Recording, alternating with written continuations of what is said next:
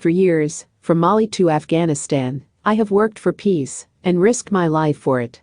It is therefore not a question of justifying war, but of understanding what led us to it. Let us try to examine the roots of the Ukrainian conflict. It starts with those who for the last 8 years have been talking about separatists or independentists from Donbas. This is a misnomer. The referendums conducted by the two self-proclaimed republics of Donetsk and Lugansk in May 2014 were not referendums of independence, as some unscrupulous journalists have claimed, but referendums of self-determination or autonomy. The qualifier pro-Russian suggests that Russia was a party to the conflict, which was not the case, and the term Russian speakers would have been more honest. Moreover, these referendums were conducted against the advice of Vladimir Putin. In fact, these republics were not seeking to separate from Ukraine, but to have a status of autonomy, guaranteeing them the use of the Russian language as an official language, because the first legislative act of the new government resulting from the American-sponsored overthrow of the democratically elected President Yanukovych was the abolition, on February 23, 2014, of the Kivalov-Kolesnichenko Law of 2012 that made Russian an official language in Ukraine.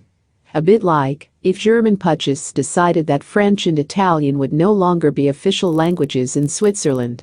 This decision caused a storm in the Russian-speaking population.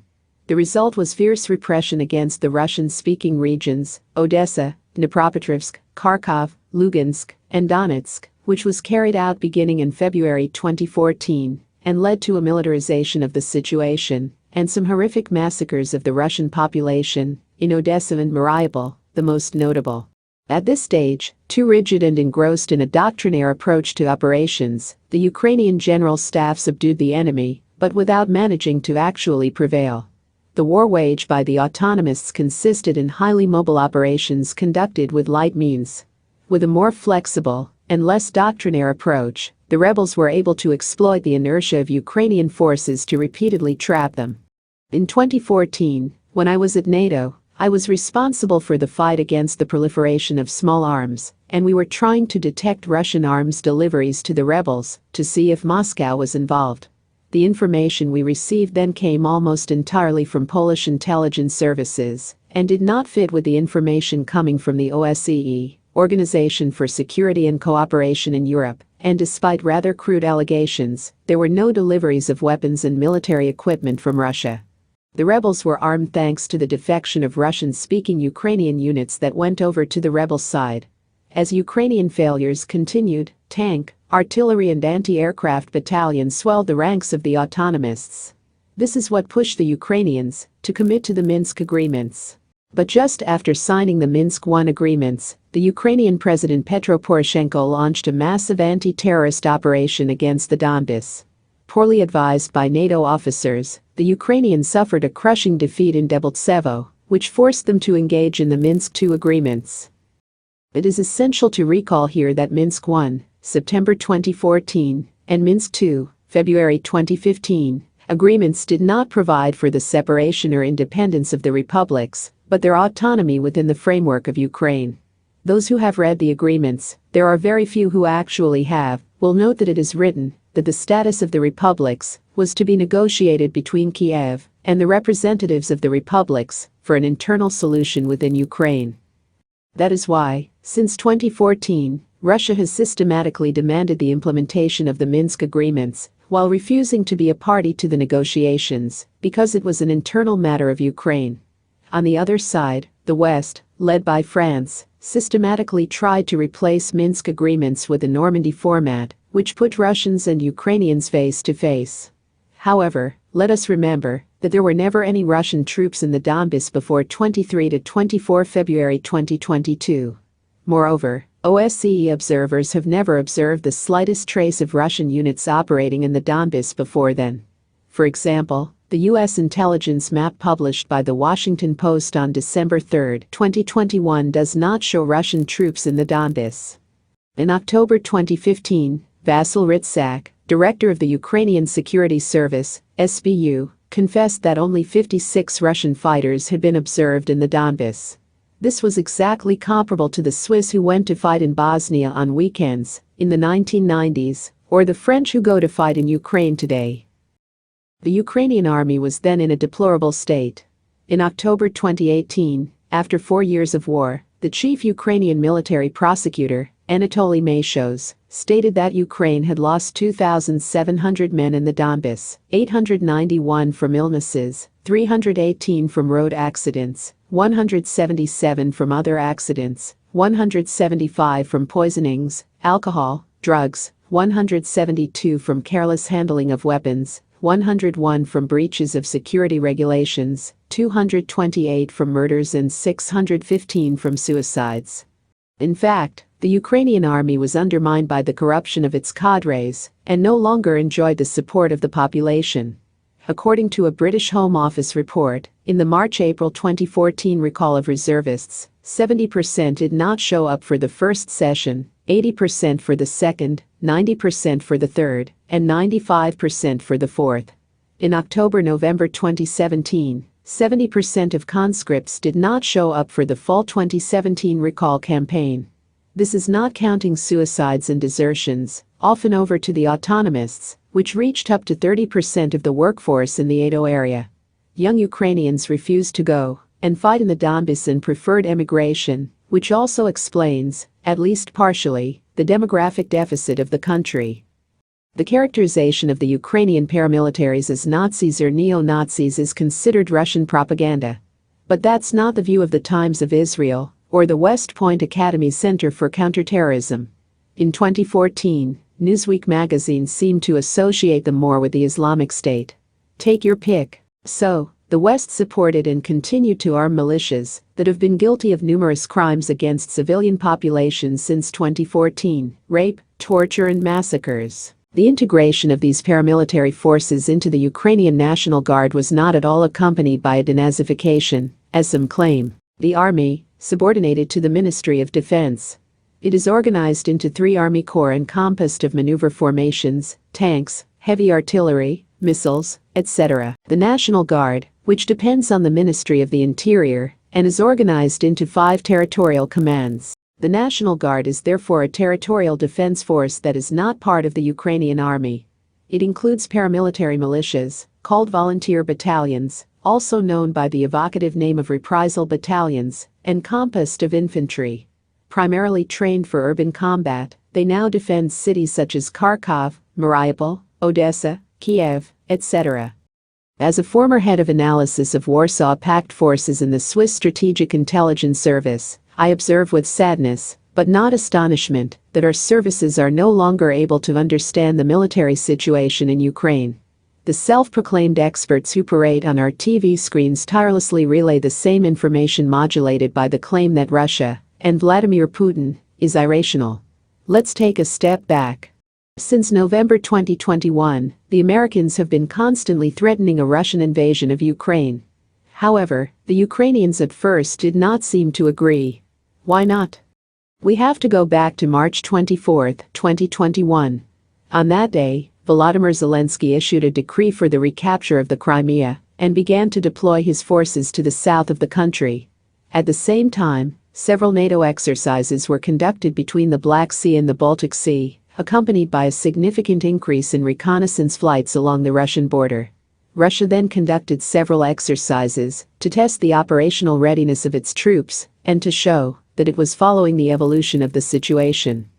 Things calmed down until October-November with the end of the Zapad 21 exercises, whose troop movements were interpreted as reinforcement for an offensive against Ukraine. However, even the Ukrainian authorities refuted the idea of Russian preparations for a war, and Alexei Reznikov, Ukrainian Minister of Defense, states that there had been no change on its borders since the spring. In February 2022, events came to a head.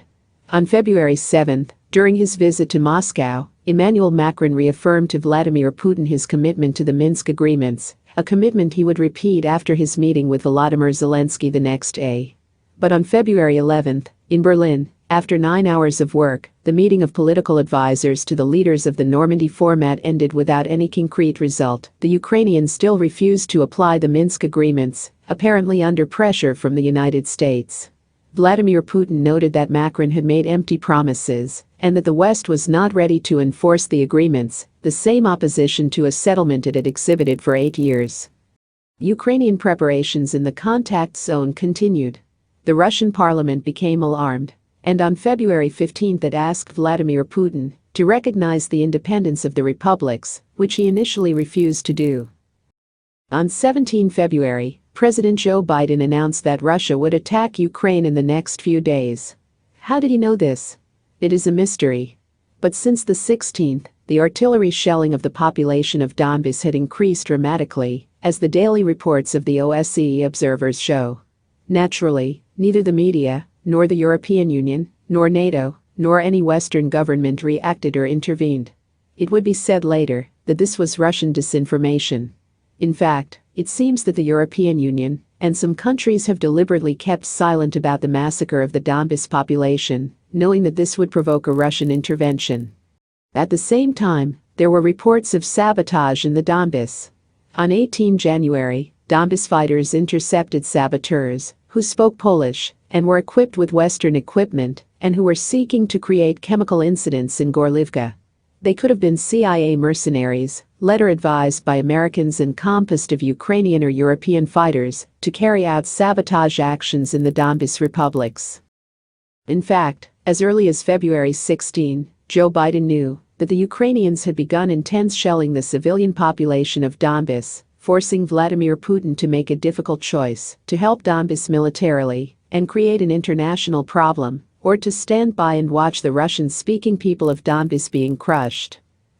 If he decided to intervene, Putin could invoke the international obligation of responsibility to protect. But he knew that, whatever its nature or scale, the intervention would trigger a storm of sanctions. Therefore, whether Russian intervention were limited to the Donbas or went further to put pressure on the West over the status of the Ukraine, the price to pay would be the same. This is what he explained in his speech on February 21.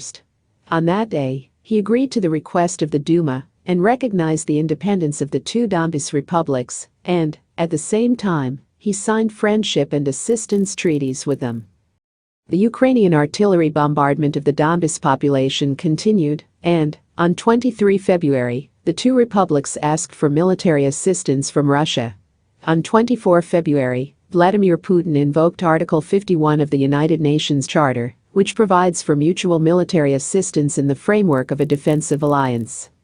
In order to make the Russian intervention seem totally illegal in the eyes of the public, Western powers deliberately hid the fact that the war actually started on February 16. The Ukrainian army was preparing to attack the Donbas as early as 2021, as some Russian and European intelligence services were well aware. In his speech of February 24, Vladimir Putin stated the two objectives of his operation: demilitarize and denazify the Ukraine. So, it was not a question of taking over Ukraine, nor even, presumably, of occupying it, and certainly not of destroying it. From then on, our knowledge of the course of the operation is limited. The Russians have excellent security for their operations, OPSEC, and the details of their planning are not known.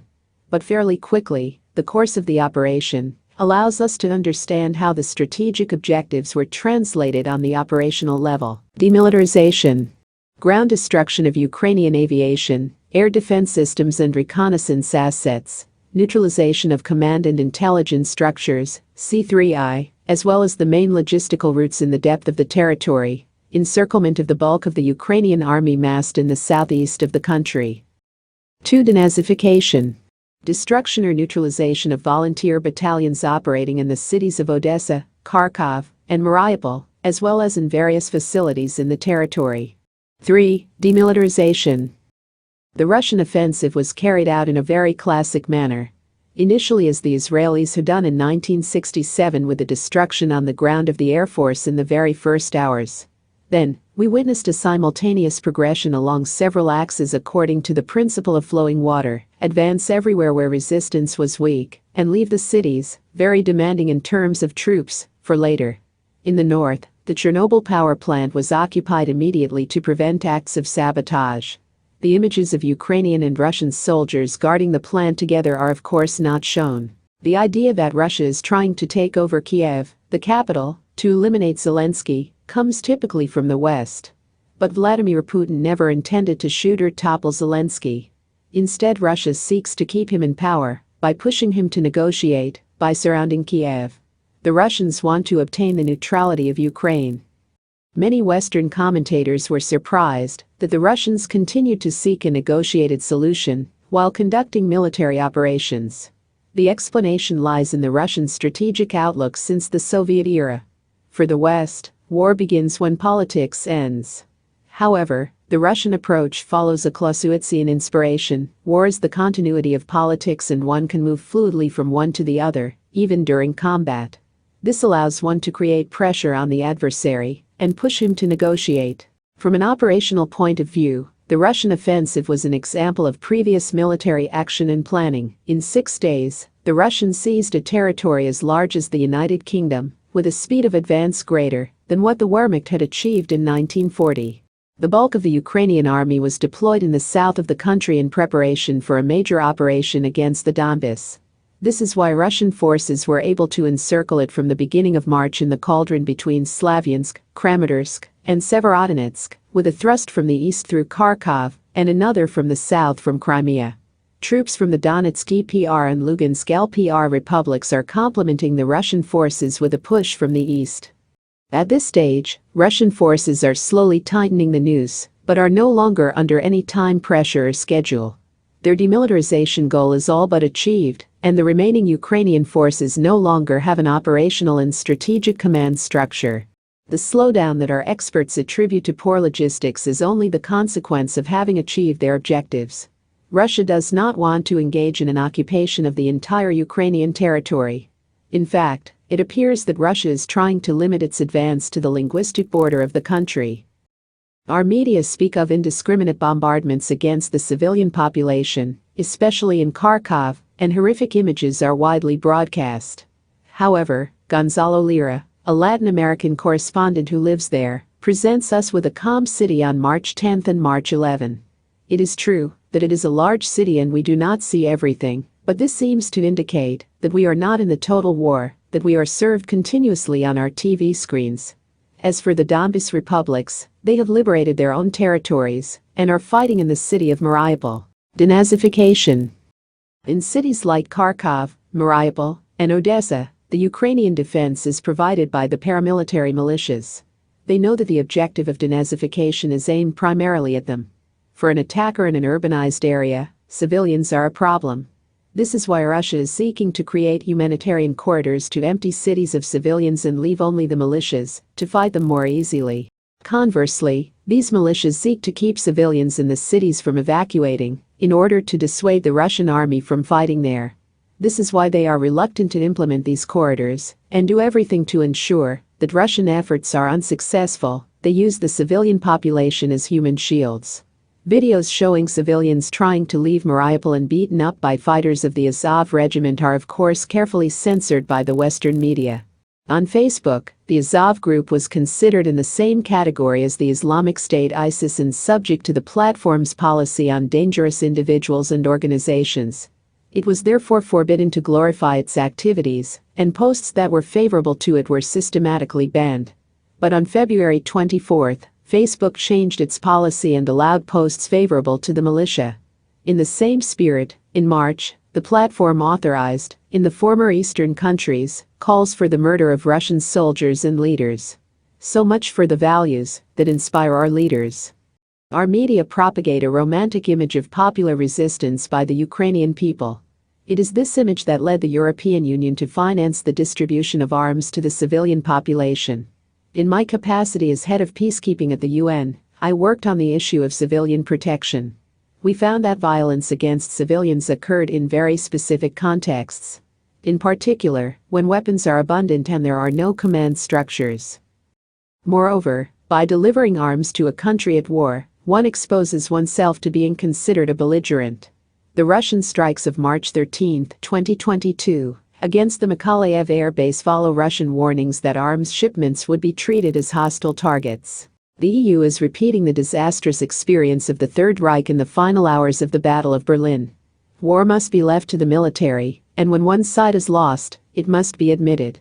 And if there is to be resistance, it must be led and structured. But we are doing exactly the opposite. We are pushing citizens to go and fight, and at the same time, Facebook authorizes calls for the murder of Russian soldiers and leaders. So much for the values that inspire us. Some intelligence services see this irresponsible decision as a way to use the Ukrainian population as cannon fodder to fight Vladimir Putin's Russia.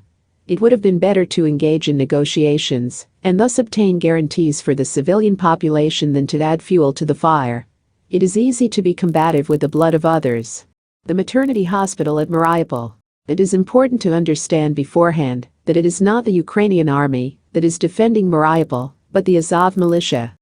In its March 7, 2022 summary of the situation, the Russian UN mission in New York stated that residents report that Ukrainian armed forces expelled staff from the Mariupol City Birth Hospital No. 1 and set up a firing post inside the facility. On March 8, the independent Russian media Lenta.ru published the testimony of civilians from Mariupol who told that the maternity hospital was taken over by the militia of the Azov regiment and who drove out the civilian occupants by threatening them with their weapons. They confirmed the statements of the Russian ambassador a few hours earlier. The hospital in Mariupol occupies a dominant position, perfectly suited for the installation of anti-tank weapons and for observation. On 9 March, Russian forces struck the building. According to CNN, 17 people were wounded, but the images do not show any casualties in the building, and there is no evidence that the victims mentioned are related to this strike. There is talk of children, but in reality, there is nothing. This does not prevent the leaders of the EU from seeing this as a war crime. And this allows Zelensky to call for a no-fly zone over Ukraine. In reality, we do not know exactly what happened, but the sequence of events tends to confirm that Russian forces struck a position of the Azov regiment and that the maternity ward was then free of civilians. The problem is that the paramilitary militias that defend the cities are encouraged by the international community not to respect the rules of war. It seems that the Ukrainians have replayed the scenario of the Kuwait City Maternity Hospital in 1990, which was totally staged by the firm Hill and Knowlton for $10.7 million in order to convince the United Nations Security Council to intervene in Iraq for Operation Desert Shield Storm. Western politicians have accepted civilian strikes in the Donbas for 8 years without adopting any sanctions against the Ukrainian government. We have long since entered a dynamic where Western politicians have agreed to sacrifice international law towards their goal of weakening Russia. Conclusions. As an ex-intelligence professional, the first thing that strikes me is the total absence of Western intelligence services in accurately representing the situation over the past year. In fact, it seems that throughout the Western world intelligence services have been overwhelmed by the politicians. The problem is that it is the politicians who decide the best intelligence service in the world is useless if the decision maker does not listen. This is what has happened during this crisis. That said, while a few intelligence services had a very accurate and rational picture of the situation, others clearly had the same picture as that propagated by our media. The problem is that, from experience, I have found them to be extremely bad at the analytical level, doctrinaire. They lack the intellectual and political independence necessary to assess a situation with military quality. Second, it seems that in some European countries, politicians have deliberately responded ideologically to the situation. That is why this crisis has been irrational from the beginning. It should be noted that all the documents that were presented to the public during this crisis were presented by politicians based on commercial sources. Some Western politicians obviously wanted there to be a conflict.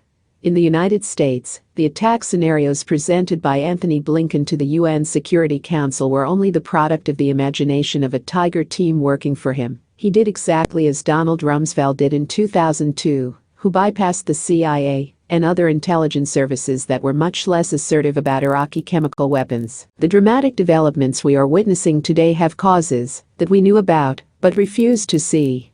On the strategic level, the expansion of NATO, which we have not dealt with here. On the political level, the Western refusal to implement the Minsk agreements. And operationally, the continuous and repeated attacks on the civilian population of the Donbas over the past years, and the dramatic increase in late February 2022. In other words, we can naturally deplore and condemn the Russian attack. But we, that is, the United States, France and the European Union and the lead, have created the conditions for a conflict to break out. We show compassion for the Ukrainian people and the 2 million refugees. That is fine. But if we had had a modicum of compassion for the same number of refugees from the Ukrainian populations of Donbas massacred by their own government and who sought refuge in Russia for 8 years, none of this would probably have happened. Whether the term genocide applies to the abuses suffered by the people of Donbas is an open question. The term is generally reserved for cases of greater magnitude, Holocaust, etc. But the definition given by the Genocide Convention is probably broad enough to apply to this case. Clearly, this conflict has led us into hysteria. Sanctions seem to have become the preferred tool of our foreign policies. If we had insisted that Ukraine abide by the Minsk agreements, which we had negotiated and endorsed, none of this would have happened. Vladimir Putin's condemnation is also ours. There is no point in whining afterwards, we should have acted earlier. However, neither Emmanuel Macron as guarantor and member of the UN Security Council, nor Olaf Scholz, nor Volodymyr Zelensky have respected their commitments. In the end, the real defeat is that of those who have no voice. The European Union was unable to promote the implementation of the Minsk agreements. On the contrary, it did not react when Ukraine was bombing its own population in the Donbas.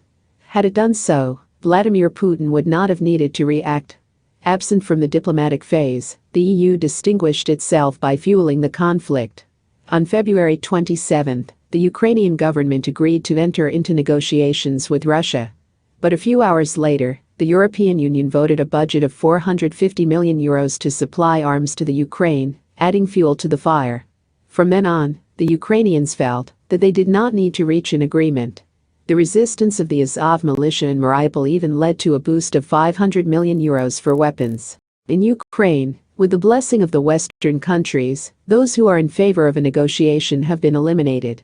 This is the case of Denis Kirayev, one of the Ukrainian negotiators, assassinated on March 5 by the Ukrainian Secret Service, SBU, because he was too favorable to Russia and was considered a traitor.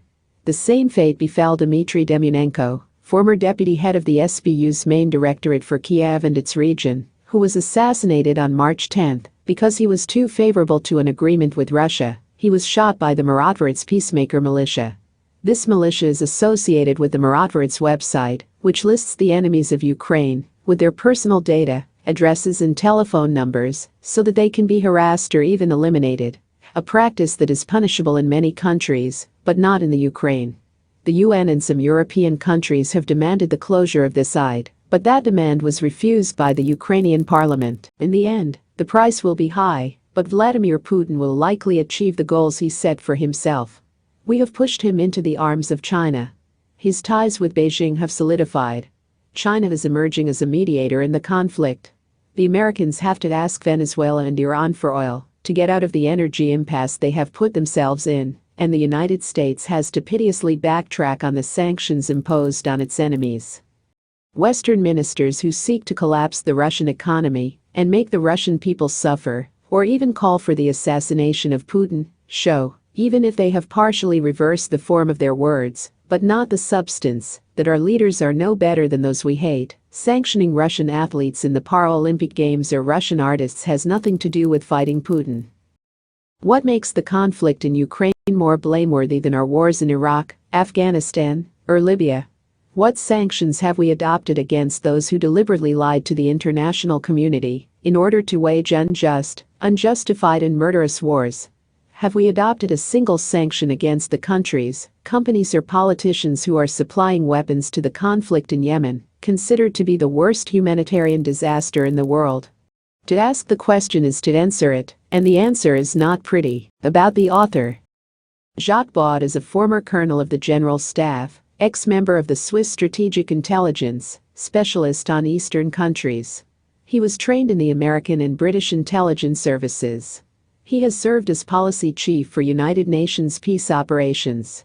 As a UN expert on rule of law and security institutions, he designed and led the first multidimensional UN intelligence unit in the Sudan. He has worked for the African Union and was for 5 years responsible for the fight, at NATO, against the proliferation of small arms.